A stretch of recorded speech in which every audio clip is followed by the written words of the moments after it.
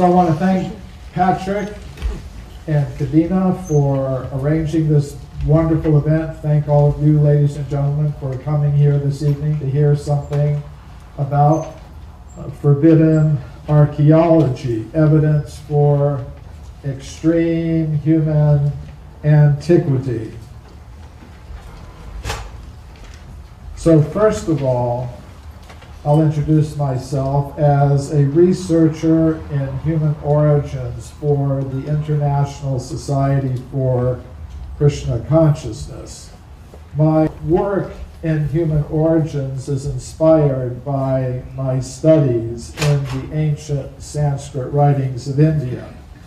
So this may seem a bit unusual in these days to be mixing science and spirituality, but I've found there's quite a bit of interest in these things even within the mainstream scientific circles.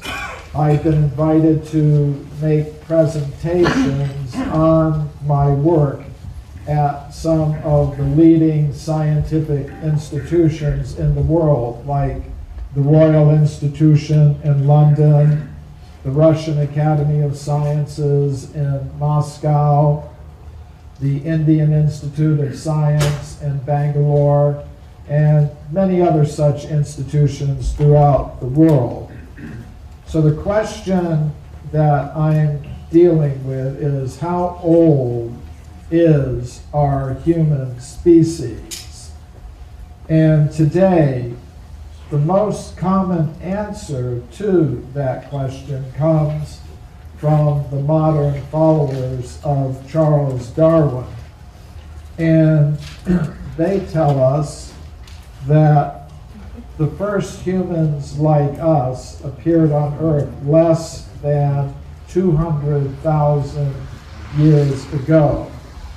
They would say before that time there were no humans like us present on Earth. There were only more primitive, ape-like human ancestors. However, the ancient Sanskrit writings of India tell a different story. They inform us that humans like us have existed for many millions of years on Earth, going all the way back to the very beginnings of the history of life on this planet. So, if that's true, then we could make a prediction. If what these ancient Sanskrit writings say is true, then there should be reports of archaeological evidence for humans existing much further back in time than 200,000 years ago, perhaps going back many millions of years. So my methodology for testing that hypothesis or prediction was to carefully examine all archaeological reports from the time of Darwin until the present, and not just in English. I have a reading knowledge of German, French, Italian, Spanish, Portuguese, many of the major European languages. So I looked at reports, not just in English, but in all these different languages. And doing that research took about 8 years of continuous work. And my results were as follows. There are no reports of evidence for extreme human antiquity in the current secondary literature text. I divide the scientific literature into two parts, primary and secondary. By primary scientific literature, I mean original reports by scientists, archaeologists, geologists, paleontologists, published in the professional scientific literature. By secondary literature, I mean literature that's based on the primary literature, like textbooks, survey studies, and things like that. So, first finding, not so surprising. You're not going to find any reports of human beings existing millions of years ago in the current secondary literature, the textbooks. Now, my second finding was a little more interesting, namely that there are many reports of evidence for extreme human antiquity in the primary scientific literature, past and present. So I collected those reports and put them into this book, Forbidden Archaeology, which many of you have. As you can see, it's quite a big book, 900 pages. Therefore, some people call it Forbidding Archaeology.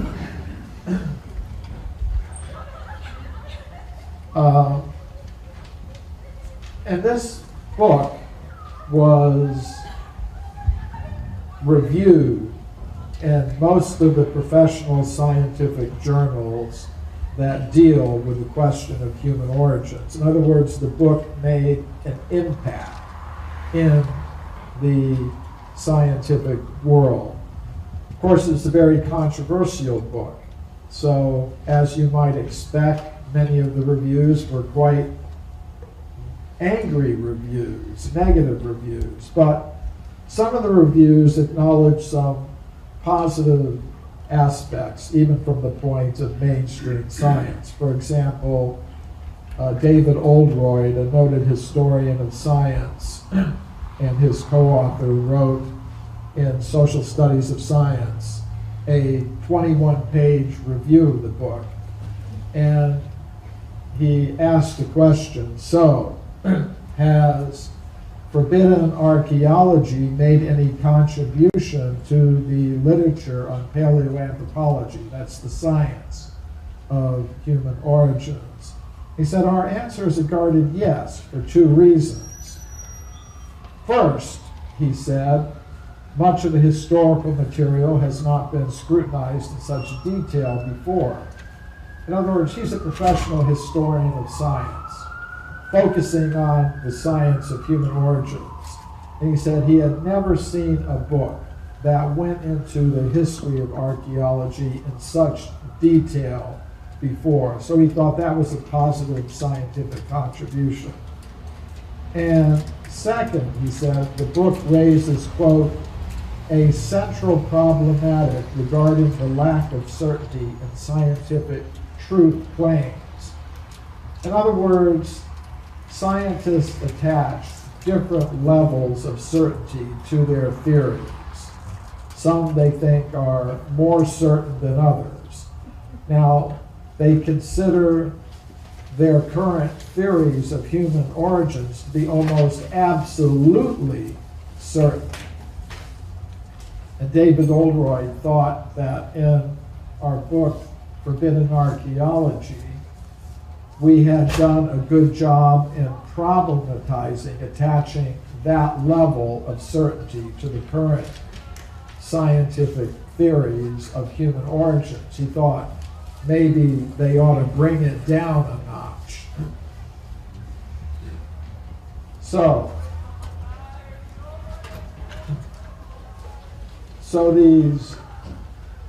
this book, Forbidden Archaeology, is, as I said, 900 pages long. So some people asked for a shorter version. So we did bring out a shorter version called The Hidden History of the Human Race. Now, immediately after these books were published, I started making presentations about the subject matter of the book at major international scientific conferences. The first time I did that was in 1994. I presented a paper called Puranic Time in the Archaeological Record at a meeting of the World Archaeological Congress in New Delhi. The Puranas are the historical writings of ancient India. They describe a cyclical concept of time, and they say that humans have been present throughout all these vast cycles of time, going back millions of years, much further in time than 200,000 years. And there's archaeological evidence to support that idea. So I thought this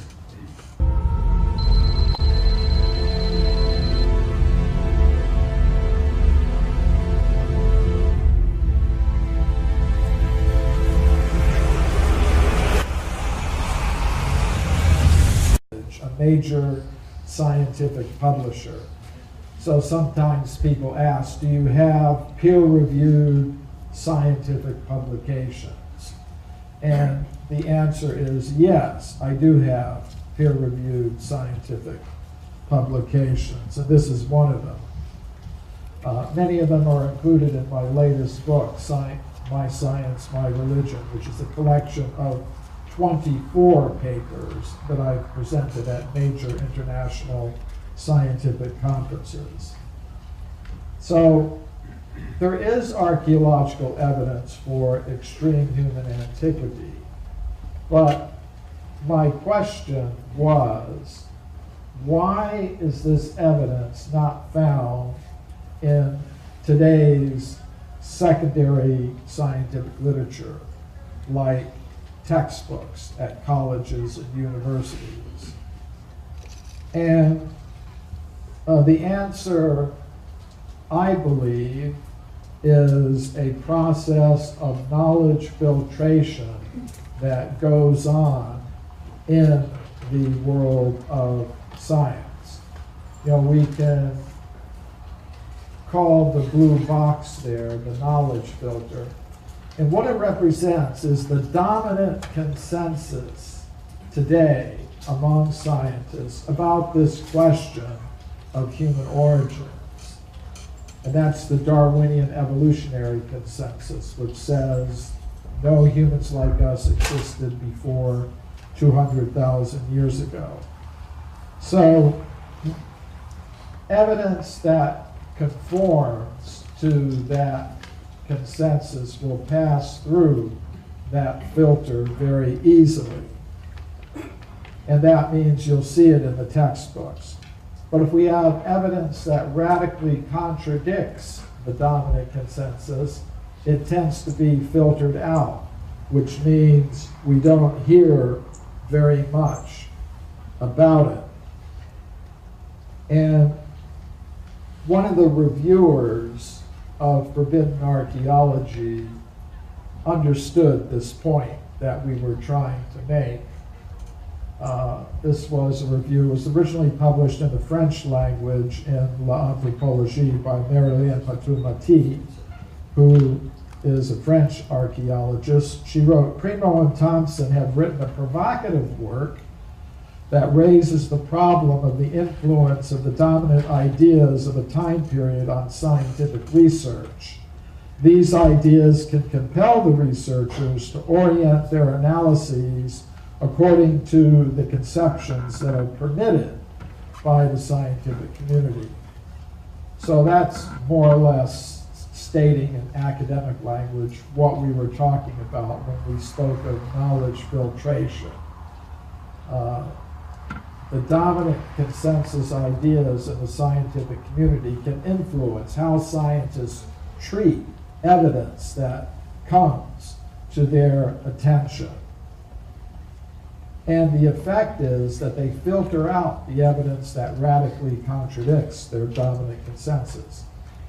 Now I'm going to give some examples of the kind of evidence that I'm talking about. I'm going to be starting with some discoveries that are fairly close to what most scientists are now prepared to accept in terms of how old our human species is. And then gradually I'm going to go further and further back in time. So this is Virginia Steen McIntyre, an American geologist who I know personally.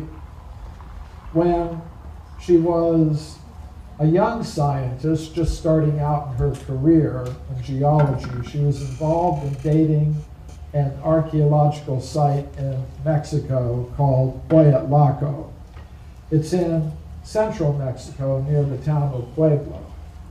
A team of archaeologists, Mexican and American archaeologists, had uncovered stone tools and weapons there. And this is the excavation at Hueyatlaco. It was a very professional excavation. The artifacts were photographed in place in the layers of rock in which they were found. And of course, the archaeologists were interested to know how old these things were. So they called a team of geologists to the site to date it. And Virginia Steen McIntyre and her colleagues used 4 scientific methods to date the site, and I'll mention a couple of them. In the same layers with the stone tools, animal bones with cut marks on them were found. And the geologists used the uranium series method to date those bones. They got an age of 245,000 years. Above the layer with the stone tools and the animal bones was a layer of volcanic ash. The geologists used the zircon fission track method to date those layers of ash. They got an age of 270,000 years. Using all 4 methods that they employed, the geologists concluded the site must be at least 250,000 years old. But the archaeologists said, that's impossible. According to their theories, human beings capable of making the artifacts did not exist anywhere in the world 250,000 years ago, and what to speak of being present in North America. Their current idea is that there were no humans in North America any earlier than about 20,000 years ago maximum. So the archaeologists refused to publish the report given by their own hand-picked team of geologists. So this upset Virginia Steen McIntyre and her colleagues. So they decided to independently publish the age for the site. But when they did that, they experienced, this is the report that they published. When they published this report, they experienced an extreme negative backlash from their colleagues in the scientific world because they had dared to publish something that so radically contradicted the dominant consensus on human antiquity. And Virginia Steen McIntyre lost a teaching position that she held at a university in the United States, and she had been a rising star in her profession, but suddenly her career was finished because she had dared publish something like this. And she wrote to the editor of the journal that was courageous enough to publish a report. Not being an anthropologist, I didn't realize how deeply woven into our thought the current theory of human evolution has become. Our work at Hueyatlaco has been rejected by most archaeologists because it contradicts that theory, period. So this is how this knowledge filtering process can operate. Now I'm going to go back a little further into the history of archaeology. This is Jacques Boucher de Pere, who was one of the founders of archaeology in the mid-19th century. He lived in France. And at a place called Moulin-Quignon, near the town of Abbeville in northeastern France, in the Somme River Valley, he conducted an excavation, and in this excavation he found an anatomically modern human jawbone. He found it in this layer of his excavation here, along with many stone tools and weapons. Now, according to modern geologists, this layer here at Moulin-Quignon is about 430,000 years old. So it was quite a controversial discovery. There were intense debates about this anatomically modern human jawbone being found in such ancient deposits. So many of the scientists proposed, okay, here's what probably happened.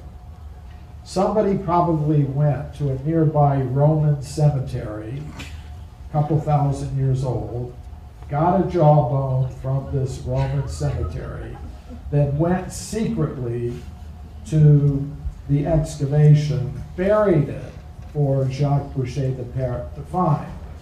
And that's the explanation. And actually, this is what you see in the textbooks today about this discovery.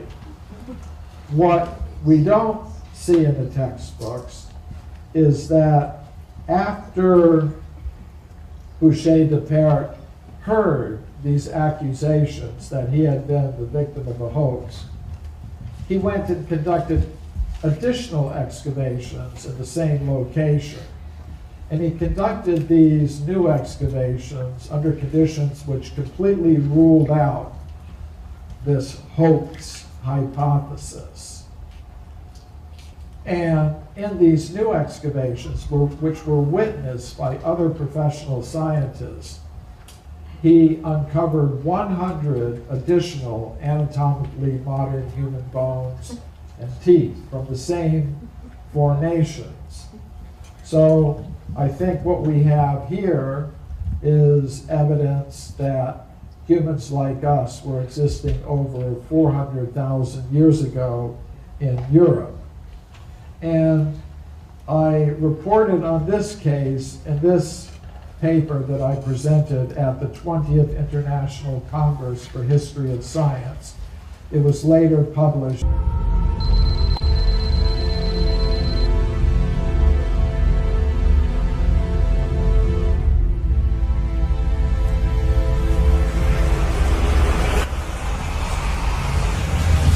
In the peer-reviewed proceedings of that Congress.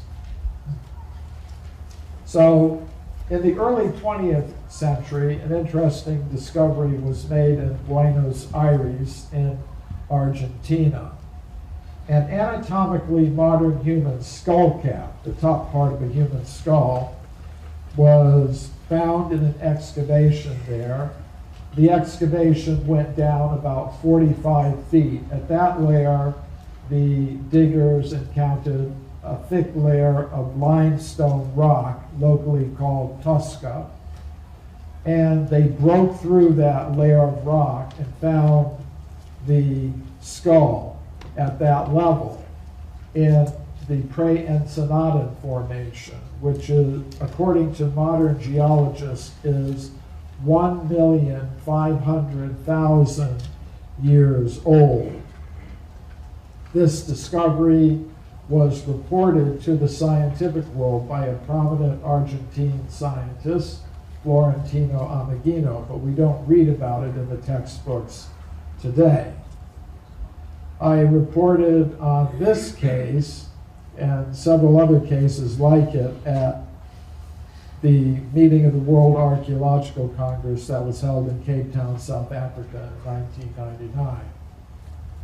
Now, many people have heard of Olduvai Gorge in Africa. Many important discoveries have been made there, but most people are not aware of the first discovery that was made there. In 1913, the German scientist Hans Reck reported that he discovered a fairly complete anatomically modern human skeleton there. And this is the skull from that skeleton. The skeleton was found in the upper part of bed 2 at Olduvai Gorge. And according to modern geologists, bed 2 goes from 1.7 million years at the bottom to 1.15 million years at the top. So it's over 1.15 million years old. And Rex said he found the skeleton solidly embedded in the rock, and he had to use a hammer and chisel to take it out of the rock in which it was embedded. So it was a very controversial discovery. There were decades of debate about this discovery through the 1920s, the 1930s, the 1940s. Many people thought the debate was finally settled in the 1960s and 70s when a German scientist named Rainer Proch did a radiocarbon date on a fragment of bone he said was from the original skeleton, and he got an age of less than 10,000 years. So many people thought, okay, that settles it. It's not over 1 million years old, it's less than 10,000 years old.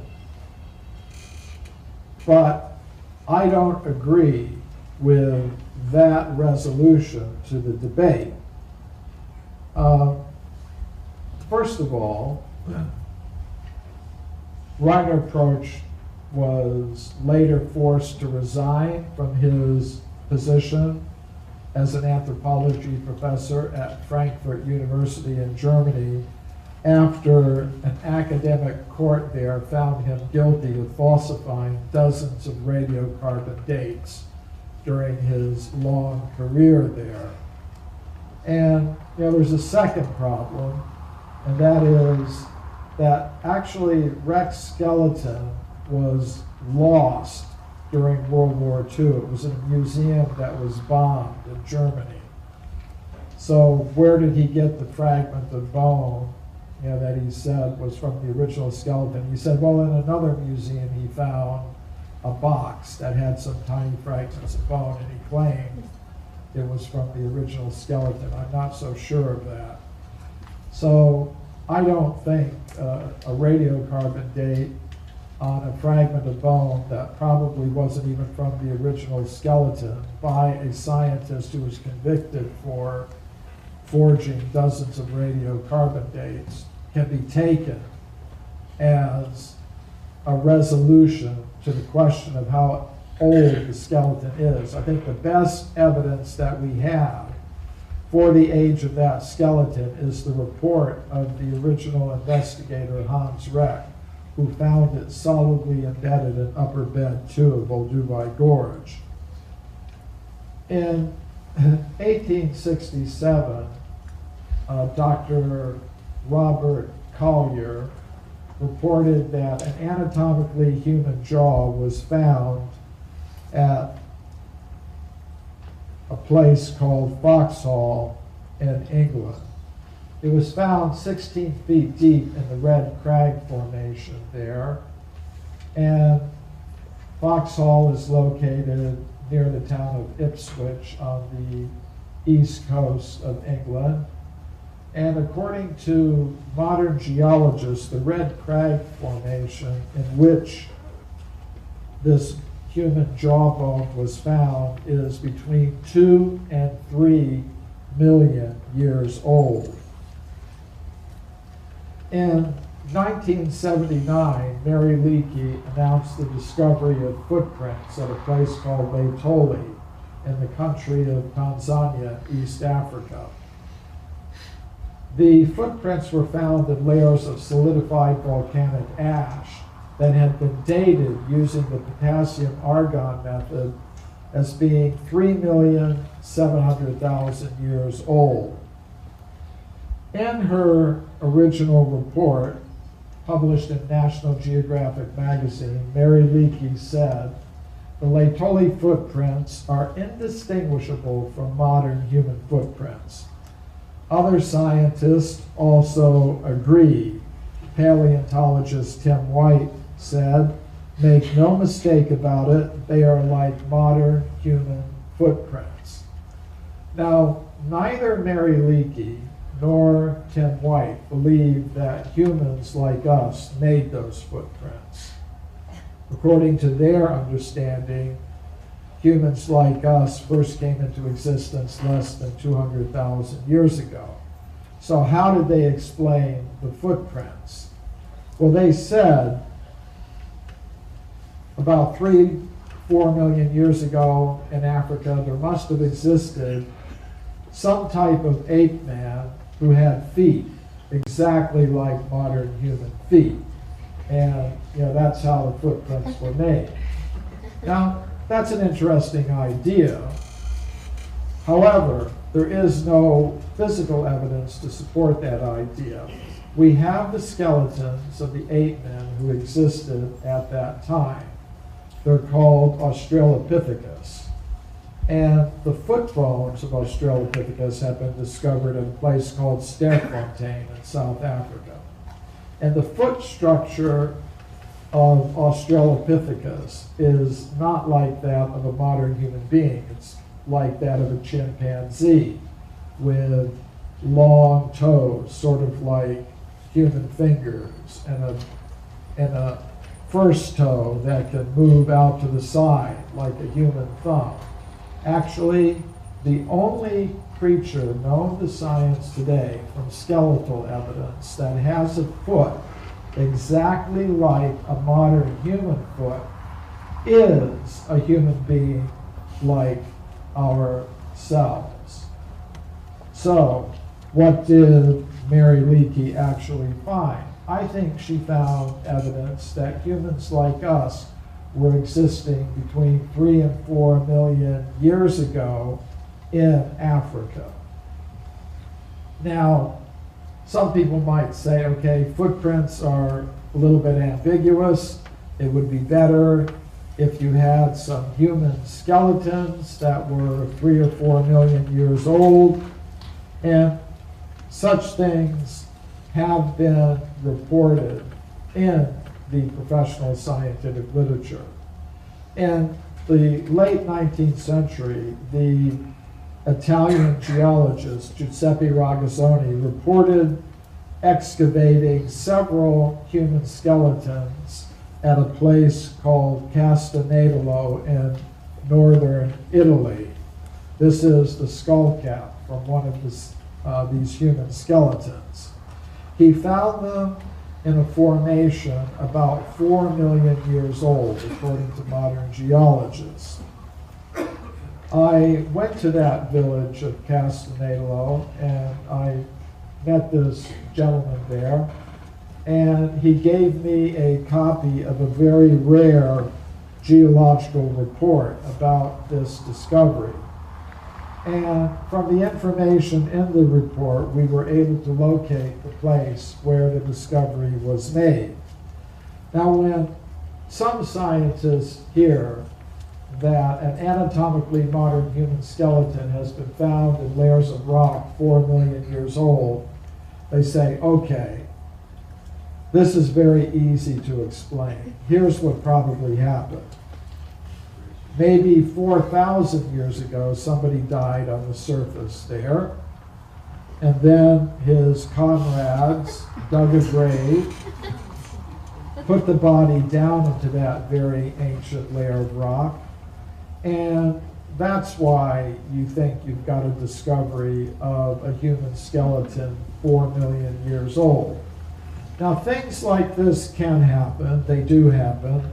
Technically, it's called intrusive burial. But Ragazzoni, the discoverer, was a professional geologist, and he was very much aware of this problem. And he said, if it had been a burial, then the layers of rock above the skeleton would have been disturbed, as we see here. And he looked very carefully when he was taking the skeleton out of the ground.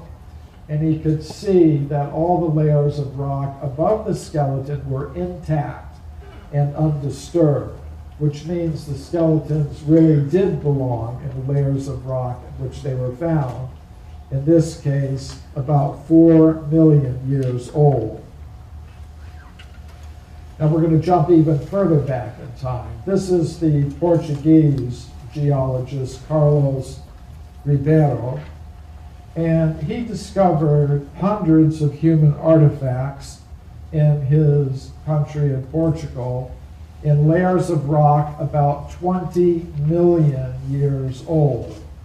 And as a professional geologist, he said they cannot have come down into those very ancient layers of rock from some more recent levels. He checked very carefully to rule out that possibility. He displayed these artifacts in these cases here in the Museum of Geology in Lisbon with labels indicating an age of 20 million years. But if you go to the museum today, you will not see the artifacts on display here anymore. Today they're kept locked in these cabinets behind me. But when I went to the museum, I got permission from the directors to open up those cabinets, and I was able to study and photograph some of these 20 million year old human artifacts from Portugal. And these are some of them. And I also studied in the museum archives the original papers of Dr. Ribeiro, his maps, his field notes, and things like that. And after doing that, I went into the countryside of Portugal to relocate some of the places where he made his discoveries.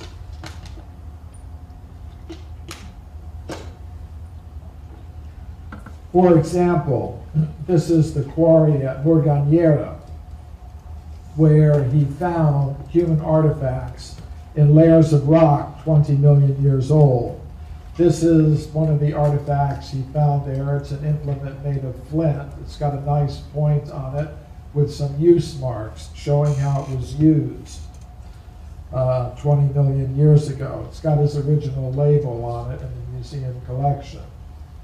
Now it's interesting what happened. When Ribeiro was alive, he displayed these artifacts in the Museum of Geology in Lisbon with labels showing an age of 20 million years. After he died, his colleagues in the museum did something interesting. They left the artifacts on display, but they wrote new labels for all of them, giving them far younger ages. This is the label that they wrote for the artifact I just showed you.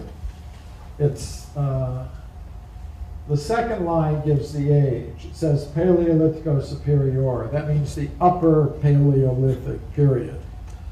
So, according to archaeologists, that period, the upper Paleolithic in Europe, goes back about 20,000 years. So they thought 20 million years, that's impossible. That can't possibly be true. 20,000 years sounds better. So they wrote new labels for all of the artifacts.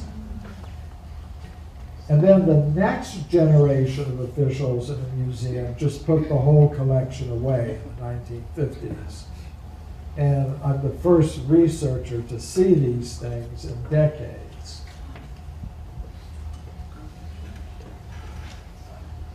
I gave a report about this case at a meeting of the European Association of Archaeologists that took place in Lisbon, Portugal in 2001. And I thought that would be a good place to talk about these things, and it actually was, because some Portuguese archaeologists became very interested in what I had to say, and later they published that paper in a peer-reviewed scientific publication called the Journal of Iberian Archaeology. That's the archaeology of Spain and Portugal. That paper is included in my most recent book, My Science, My Religion, along with many of the color photographs that I took of Ribeiro's artifacts. Now, one case that's always really fascinated me is the California gold mine discoveries. In the 19th century, miners went to California to get the gold, and they were digging tunnels into the sides of mountains at places like Table Mountain in the Sierra Nevada mountains near Sonora, California, and Tuolumne County. And to get the gold, they were digging these tunnels, and deep inside the tunnels in the solid rock, the miners were finding human bones and human artifacts. For example, they found many of these stone mortars and pestles. They also found obsidian spear points. And what makes these discoveries so interesting to me is that they were found in layers of solid rock that belonged to the early part of the geological period called the Eocene, which means they'd be about 50 million years old. These discoveries were reported initially to the scientific world by Dr. J.D. Whitney, who was the chief government geologist of California. His report was published by Harvard University, but we don't read about these things in the textbooks today because of the process of knowledge filtration. And this is the scientist most responsible for the knowledge filtering in this particular case. It's the anthropologist William Holmes of the Smithsonian Institution in Washington, D.C. And he wrote, if Dr. Whitney had understood the theory of human origins, he would not have published that report. In other words, he should have known that these things could not possibly be that old. He shouldn't have published them. He should simply have forgotten about them. And basically, that's what happened. However, a few years ago, some years ago, I was a consultant for a documentary called The Mysterious Origins of Man that was shown on the NBC network. And it was produced by a man named Bill Cote, who also did some very good documentaries about the Sphinx, the age of the Sphinx and the pyramids. Bill Cote had gotten a copy of my book, Forbidden Archaeology, and he wanted to include some cases from the book in this documentary, which, do we have copies of the documentary here? We do have some. One left. But I told him about the California gold mine discoveries, and he thought that was a pretty interesting case. So I told him he should go to the Museum of Anthropology at the University of California at Berkeley. So he did go there, but the museum officials refused to allow him to see the artifacts. They said, well, you probably have a very tight deadline. We just wouldn't have time to go into our collections and find these things for you. And he said, no, I've got several months to do that. And they said, well, we have another problem. We would have to pay our staff overtime to, Bill Cote said, I'll pay all the overtime expenses. And finally, they just said, no. Now, later, I was able to go, it's interesting what happened. Although he wasn't able to go in and get new video footage of the artifacts, we were able to find some photographs that Dr. Whitney had taken in the 19th century. So he did wind up with some images he could use in The Mysterious Origins of Man. But it was really interesting what happened when scientists found out that NBC was going to show this documentary featuring my work and the work of others in the alternative history field, like Graham Hancock and Robert Ball, John Anthony West, and others. Scientists were outraged. They tried to stop NBC from showing the documentary. They weren't successful. NBC did show it several times. So that really outraged these scientists. So they went to the Federal Communications Commission, which is the agency of the United States government that licenses and regulates the television industry. And they tried to get the government to investigate NBC, censure NBC. They wanted the government to force NBC to broadcast an apology for having shown the documentary. And they also wanted the government to fine NBC millions of dollars so they would never do something like this again. Now, I'm happy to say the government didn't do any of that, but I thought it was very interesting that these kinds of attempts were made. Later, I was able to get into the museum collections myself. I'm a member of the World Archaeological Congress, and I had made a proposal to present a paper about the California gold mine discoveries at their next big international congress. That proposal was accepted. So I was able to go to the museum officials with that letter of acceptance. On that basis, they decided they would let me personally see the artifacts for my personal scientific research, not for television broadcast or anything like that. But the artifacts are not kept in the museum itself. They're kept in a storage building several miles from the museum. And, you know, to get there, you have to be accompanied by a museum official. You go through all kinds of heavy security. I mean, sometimes people think it's just something from Indiana Jones movies, that there's strange stuff in museum collections that you don't get to see normally, but it's not just an Indiana Jones movie type of thing. So we did get in to see them, and those are some of the artifacts from the as you can see, it's in a storage building several miles from the museum. And then I went into the mountains of California. This is Table Mountain as it looks today. And we were able to find some of the old 19th century gold mining tunnels where these objects were originally discovered.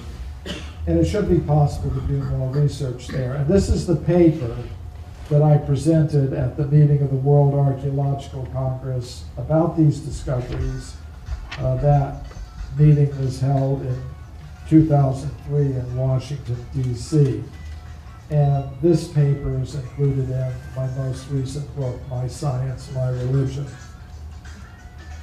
So, how far back in time can we go with evidence like this? In the year 1862, a scientific journal called The Geologist published an interesting report.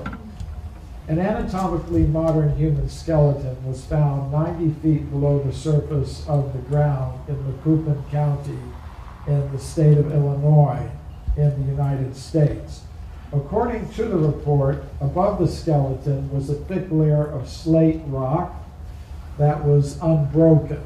And that's an important detail because it rules out the intrusion idea, namely that the skeleton could have come down through some fissure or some burial into the ancient layer of rock in which it was found.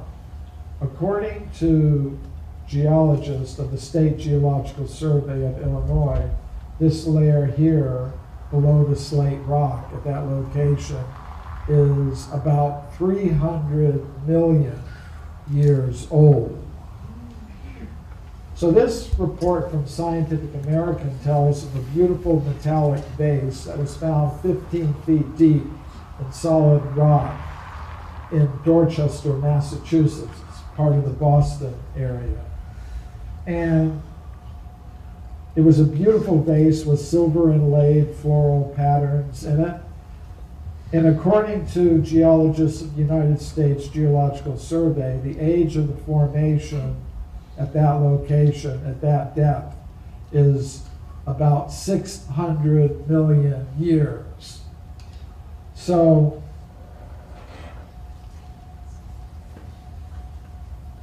actually, you know, I could keep you here from now until Christmas, going through one case after another, but you know, I'm not going to do that. I just wanted to give a representative sample of the kind of evidence that I'm talking about. There are hundreds of these cases, literally.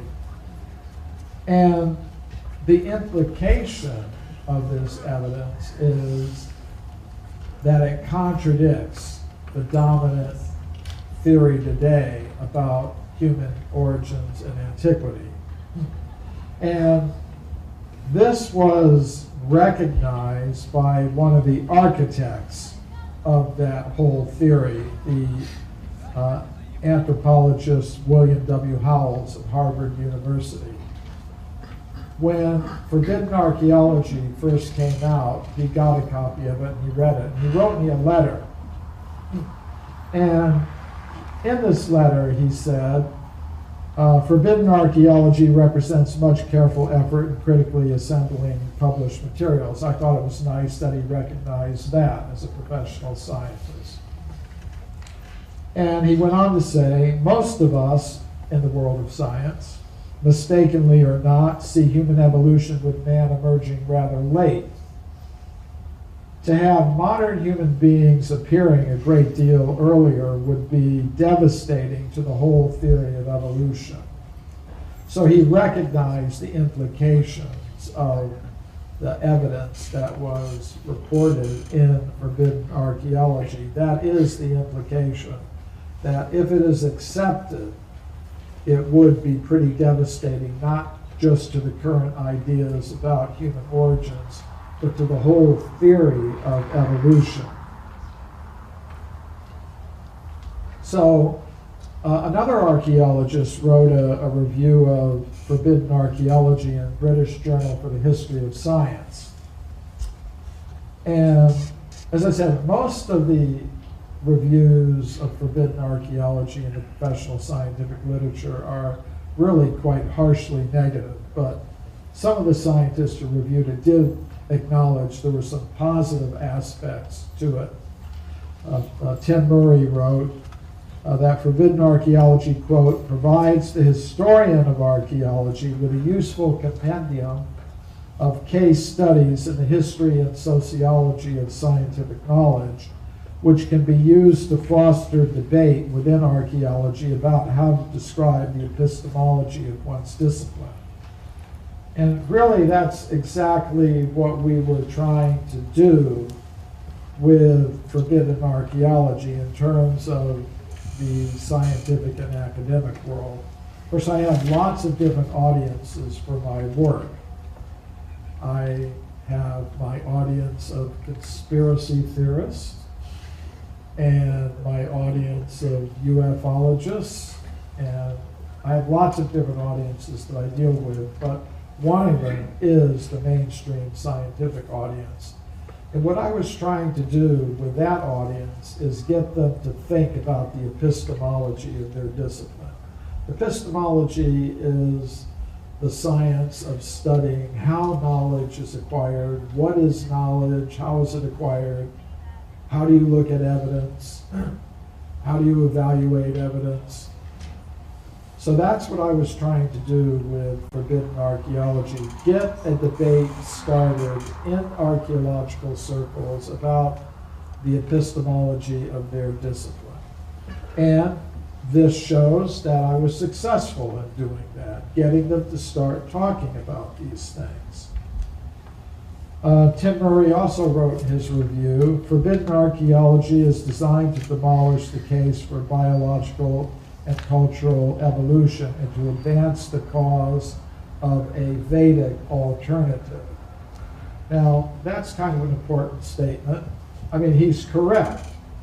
I plead guilty. Forbidden archaeology was designed to demolish the case for biological and cultural evolution of the Darwinian kind. Guilty as charged. And to advance the cause of a Vedic alternative. I've been very open in my work in acknowledging the Vedic inspiration for what I do. Now, it's at this point that many in the world of science get very upset with me because they don't think that it's legitimate to bring into a scientific discussion some kind of spiritual angle. Now, I talk about this extensively in my book, My Science, My Religion. But it's interesting what Murray had to say about this. He said in this review, the dominant paradigm has changed and is changing, and practitioners openly debate issues which go right to the conceptual core of the discipline.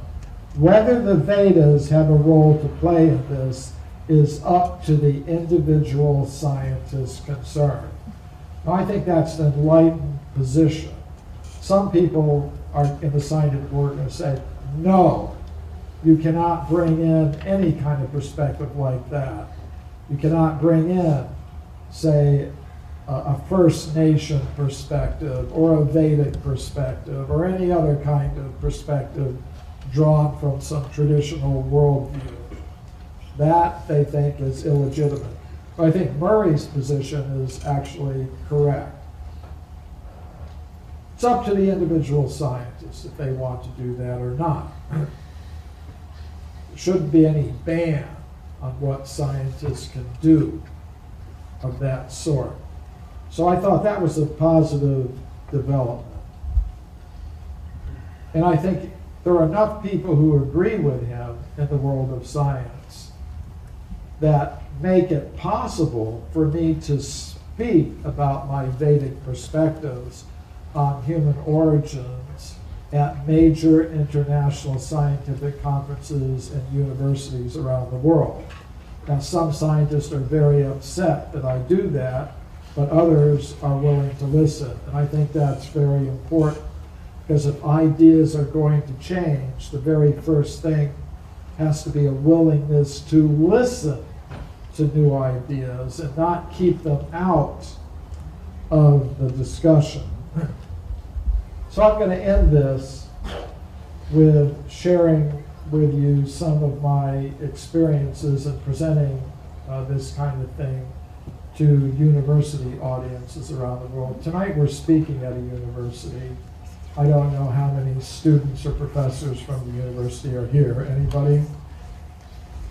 Okay, all from outside the university community, apparently. Unless there's somebody here who just doesn't want to identify themselves.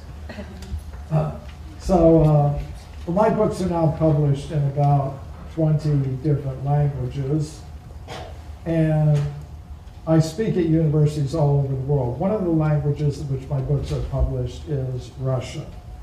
So I've been to Russia a few times, and I've spoken at universities there from one end of the country to another, from Vladivostok to Moscow to St. Petersburg, a whole lot of places.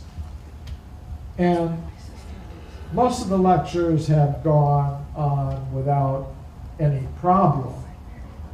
However, at one university there was a problem. It's the Tyumen State University, which is in Siberia, in one of the big oil towns that have opened up in Siberia. As many of you know, Russia's wealth is pretty much based on its oil and natural gas industry. So there have been huge developments and huge cities springing up in Siberia connected with that.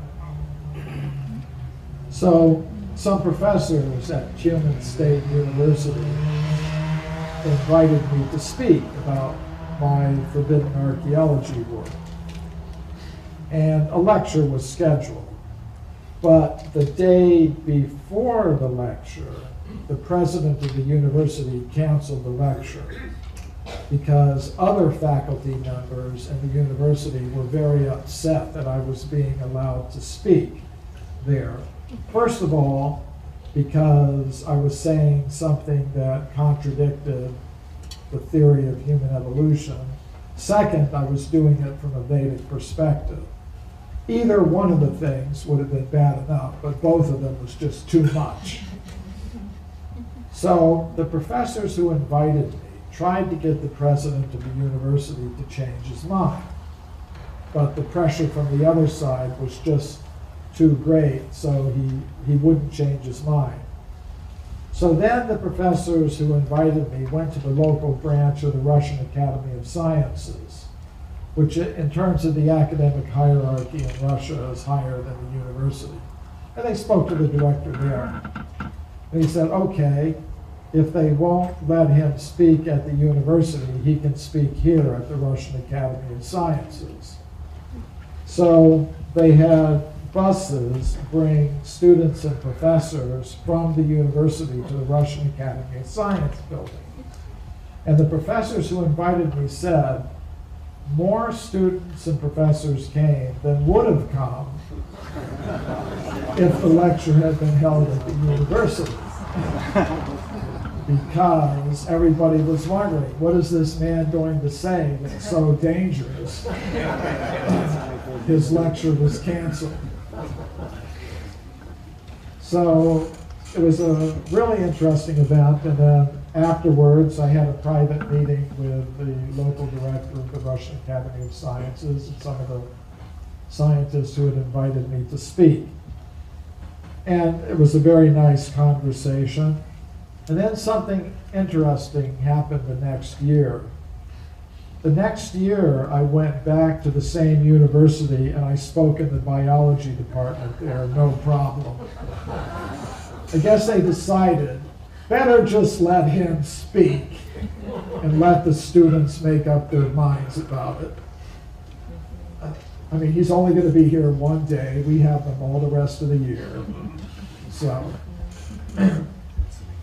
and this doesn't happen, just in, Russia I have found to be in many ways a very open country. I was allowed to speak at the Russian Academy of Sciences main headquarters in Moscow. I have not been given such an invitation from the American Academy for the Advancement of Science up to this point. And once I was invited to the University of Indiana in Bloomington, Illinois. Same thing, I was invited by faculty members to give a lecture. Other faculty members found out about it, put pressure on the administration canceled the lecture. Unfortunately, there wasn't a local branch of the Russian Academy of Sciences I could go to. So the lecture was held in the public library in Bloomington, and whoever wanted to come came to that. So if that didn't happen a couple of times a year, I couldn't call myself a forbidden archaeologist anymore. So it's something that goes with the territory. But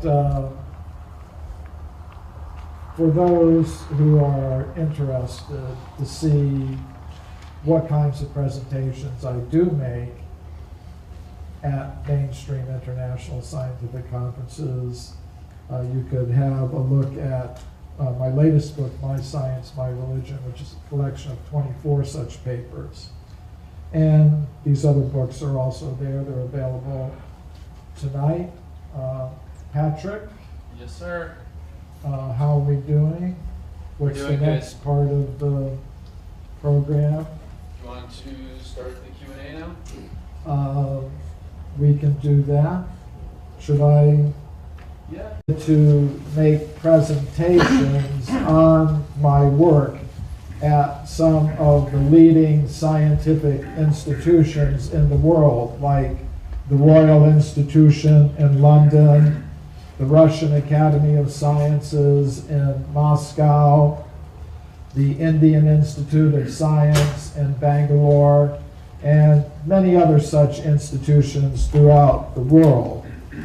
So the question that I'm dealing with is, how old is our human species?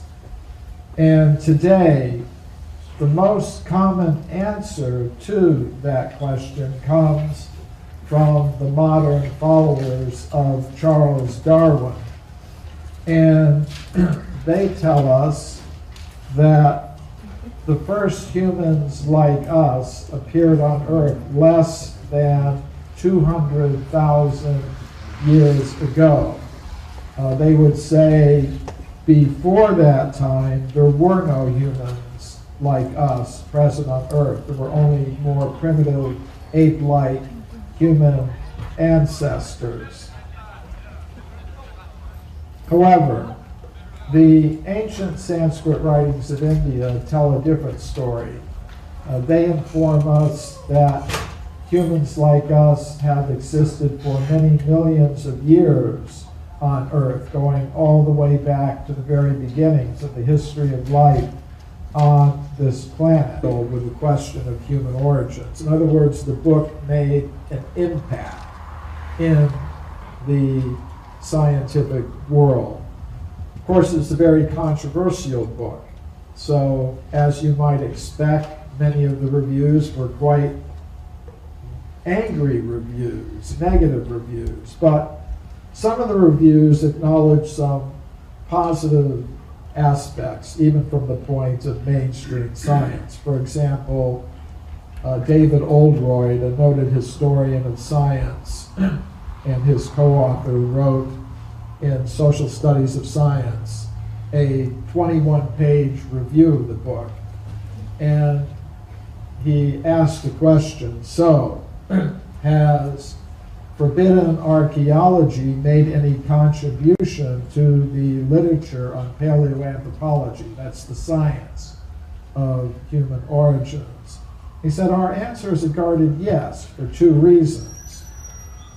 First, he said, much of the historical material has not been scrutinized in such detail before. In other words, he's a professional historian of science, focusing on the science of human origins. And he said he had never seen a book that went into the history of archaeology in such detail before. So he thought that was a positive scientific contribution. And second, he said, the book raises, quote, a central problematic regarding scientific literature. I mean, original reports by scientists, archaeologists, geologists, paleontologists, published in the professional scientific literature. By secondary literature, I mean literature that's based on the primary literature, like textbooks, survey studies, and things like that. So, first finding, not so surprising. You're not going to find any reports of human beings existing millions of years ago in the current secondary literature, the textbooks. Now, my second finding was a little more interesting, namely that there are many reports of evidence for extreme human antiquity in the primary scientific literature, past and present. So I collected those reports and put them into this book, Forbidden Archaeology, which many of you have. As you can see, it's quite a big book, 900 pages. Therefore, some people call it Forbidding Archaeology.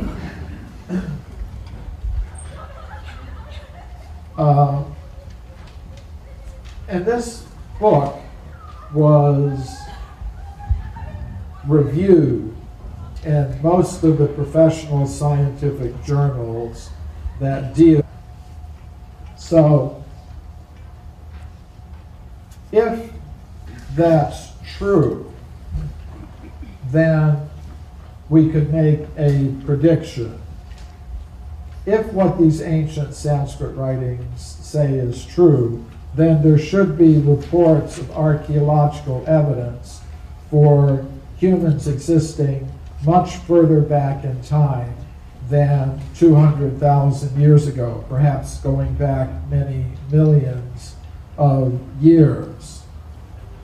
So my methodology for testing that hypothesis or prediction was to carefully examine all archaeological reports from the time of Darwin until the present, and not just in English. I have a reading knowledge of German, French, Italian, Spanish, Portuguese, many of the major European languages. So I looked at reports, not just in English, but in all these different languages. And doing that research took about 8 years of continuous work. And my results were as follows. There are no reports of evidence for extreme human antiquity in the current secondary literature text. I divide the scientific literature into two parts, primary and secondary. By primary,